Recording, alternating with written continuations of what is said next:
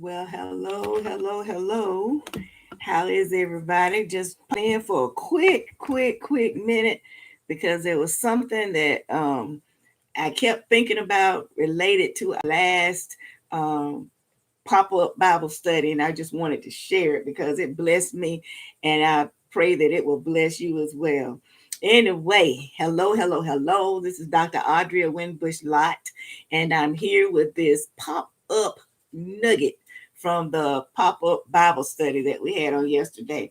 Yesterday we talked about Joshua, and the story was actually about how the day that the sun stood still, when Joshua commanded the sun to stand still. And there were a lot of nuggets that we pulled out of that lesson. But one that continues to stir around within me is the fact that God honored Joshua being a man of integrity.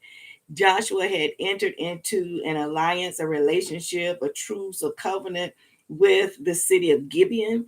And they really were on the list of people that the children of Israel were not to enter in such a covenant with, but they were tricked into it. The people disguised themselves, presented themselves as coming from some faraway place, and insisted that they were not neighbors and that they would not fall into that category of, the group that they should not be in covenant with or in alliance with. And so Joshua and the children of Israel entered into a covenant with that group of people. And when trouble came, because they were a part of some other neighboring cities and territories with each with different kings who were enemies of the children of Israel, when they realized that five kingdoms had come together to destroy them. When the city of Gibeon realized that there were five kingdoms that were coming against them, coming to destroy them, they sent out an SOS, and they sent word to Joshua and the children of Israel and said, we need some help. These five kingdoms are coming against us. And because of the alliance, because of the truce, because of the covenant that had been made, Joshua was obligated to go and fulfill his end of the covenant, which is to stand with them. Back then, a promise was a real promise. When someone was in a covenant with you, that meant it really meant whatever I have, you have. Whenever you're in trouble, I'm there for you, and vice versa. And they covered each other. They had each other's back. So what the point I'm trying to make here, though, is sometimes there have been situations in our lives where we were fully committed. We went above and beyond. We acted in with much good character and integrity, and we did what we did as unto the Lord. And we thought that the people or the organization, the group, the family member, or whatever, was above board, and that they had our best interest at heart, and that what we were doing was appreciated, and if need be, it would be reciprocated, even though you don't do to give. You just think that you're in this type of a relationship and an agreement where, what I'm doing for you, I know if there's a need, you'll do for me. But then we were disappointed, and we found out that things weren't as we thought they were, that we had been duped with, that we had been hoodwinked, that we had been fooled, that we had been cajoled, that we had been used, that we, were not esteemed, we were not held in high esteem, or we weren't valued for what we know that we're worth. And we've left those situations wounded. We've left those situations hurt. We've left those situations sometimes really struggling to forgive. But today is the day, if this is where you are, and if this is where you find yourself, today is the day that you get to stand up, brush yourself off, and step over the mess and keep on walking and walk in victory. Because one thing that I have grasped over the years is to learn how to count it as seed sown. Even if though I did it with the right intentions, even though I did it, because I was keeping my word, I was in covenant with that person or that organization, I was doing what I was doing is unto the Lord. I was fully committed, even though I did that and it was either not reciprocated or I was used or I was not valued, or when they were done, I was kicked to the curb. Even though that may have happened, God will count that as seed sown. If I embrace that fact myself, I need to look at it as I've sown that seed. And even though they were not worthy of it, even though they did not deserve it, even though they may have done the opposite of what the expectation was on my part as far as our relationship was concerned, God will count it as seed sown, just as he did with Joshua. Joshua, yes, those people had entered into a relationship, into a covenant with a group that they were not supposed to enter into a relationship and a covenant with, but they were fooled. They didn't know. They did it with the right heart. They thought they had checked off all the boxes. Sometimes we feel like we've checked off all the boxes and that things that the relationship meets the right criteria, and we've done our due diligence and we've checked our hearts, and we've done all of these things only to find out that it was the opposite of what we thought, and that the outcome was not what we thought it would be. But God, who sees all and is at the end and the beginning at the same time and in the middle, he knows and he understands, and he has made provision for those situations. So if I can drop the heaviness and the weight of the despair and the disappointment, the feelings of betrayal and neglect and rejection, if I can rely on God's grace and mercy to help me drop those things, I will be able to step over into the area of the blessing that comes from the harvest from those seed that I had sown in that situation, in that relationship, in that alliance, in that agreement, that covenant of working together for a common goal, we thought.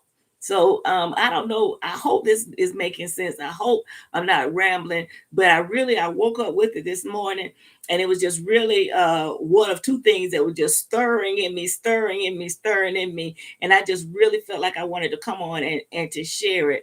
Um, Forgive yourself. Joshua didn't spend time thinking, oh my goodness, I have entered into a relationship with these people. Oh my gosh, God is so disappointed. Oh, I can't really go and fight for them. Or should I go and fight for them? But I gave them my word. I got to keep my promise. And so for a lot of us, because we had entered into it, not even just as a relationship or a covenant or agreement with that group or that organization or that person or those people or that family, but it was something that we felt like God had not just allowed us to do, but would be pleasing to God, that it was a part of the plan that he had for our lives, that it was a part of the process of working towards those things that he has ultimately in store for us, only to find out that it didn't end the way we thought, or it didn't open up and lead to what we thought it was going to lead to, or to find out that it's kind of like in some cases I've described it as with the Wizard of Oz back there doing all those levers and pushing this and punching that and making himself appear to be so big and strong and powerful and invoking fear in people. And only when Toto went and pulled that curtain back, and you see that's just a man just pressing buttons, moving handles, maneuvering things, using voice enhancement, visual effects, and appearing to be something that he's not. So for some of us, when that happened, that was more disappointing, more devastating than even feeling that we had been used. But guess what? God already knew. He already knew. He will work these things together for your good. You can use it as a learning situation. You can use it as a stepping stone into your next level. You did what you did is unto the Lord. You kept your vow as you promised you would. You entered into an agreement and you kept your end of the agreement. They didn't. Well, guess what? That's on them. You did what you did is unto the Lord. You sowed seed in different areas, being prompted by and led by God, and Even if when we stand back, we say, well, but God, I know I checked myself. I know I thought this is what you told me to do. I know I prayed and I felt like this was your okay. Guess what? God already knew that. So now what we get to do is we get to, as I said, stand up, brush ourselves off, fix our face, do our makeup, whatever we gotta do, fix our hat, set our sights on where we're going next, and use it as a learning experience. Count it as seeds sown. Make sure that we use it as a reference point when we're thanking God for how far He's brought us, how much He's delivered us, how much He's blessed us, how much He's enhanced our vision and our understanding and our discernment and our perception as a result of that. And we have to also make sure that we use our experiences to pour into the life of others to help them, because whatever has happened to us is going to happen to somebody else, or it has already happened to someone else, and we're so busy keeping it all closed in. Boy, I wasted 10 years of my life. I wasted this much time. I thought that this was really the end all be all, whatever all, and it ended up not being that. That's okay. That's life. Life happens. Life happens in different forms. Use your experience to help someone else. Use your experience to as an example of showing how God's grace and mercy endures forever. And in spite of what was meant to take you out, it has really caused you to be catapulted into your next. All right. All right. I love you. God bless you. Continue to walk in your character and integrity. Continue to be assured of the fact that God already knows, and that He sees the thoughts and the intent of the heart, and that even what was meant to take you out, take you under, and to have you buried 6 feet deep, as it were, dead in that area, God is allowing you to rise up from the ashes. Brush yourself off, get yourself together, and keep on stepping. All right. I love you. God bless you. This is Dr. Audrey Wimbush Lott with a pop-up nugget from the pop-up Bible study. Love you. God bless you. And listen, you better stay tuned for the next Bible study. Stay tuned, stay tuned, stay tuned. All right.